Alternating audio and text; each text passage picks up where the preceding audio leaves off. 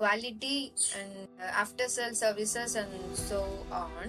As a result of the differentiation, the company can demand a higher price for the product. I have one more question about the last line. Earn higher profit இருக்குல்ல differentiation because of the differentiation. இப்போ அவங்க differentiationனால higher profit வந்து earn பண்றாங்க.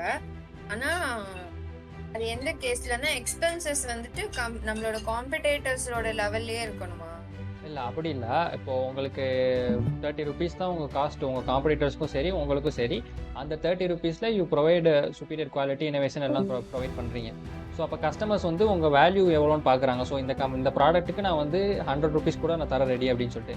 ஆனால் காம்படிட்டர்ஸோட ப்ராடக்ட்டுக்கு பார்த்தீங்கன்னா நான் 70 rupees தான் தர ரெடி, இல்லை 60 ருபீஸ் தான் தர ரெடி அப்படின்னு சொல்லிட்டு. ஸோ அப்போ நீங்கள் வந்து உங்கள் ப்ரைஸை நீங்கள் 100 வரைக்கும் கூட ப்ளேஸ் பண்ணலாம் இல்லைங்களா? ஸோ உங்கள் எக்ஸ்பென்சஸ் வந்து உங்கள் காம்படிட்டரோட மேட்சாக இருக்குது. பட் நீங்கள் இந்த டிஃப்ரென்சியேஷனால நீங்கள் உங்கள் ப்ராடக்ட்டை கஸ்டமர் பெர்சீவ் பண்ணுற வேல்யூவே வந்து கூட இருக்கப்போ கஸ்டமர்ஸ் பெர்சீவ் பண்ணுற வேல்யூ வரைக்கும் கூட நீங்கள் செல் பண்ணிக்கலாம். ஸோ உங்களுக்குரிய மார்ஜின் இன்க்ரீஸ் ஆகும்.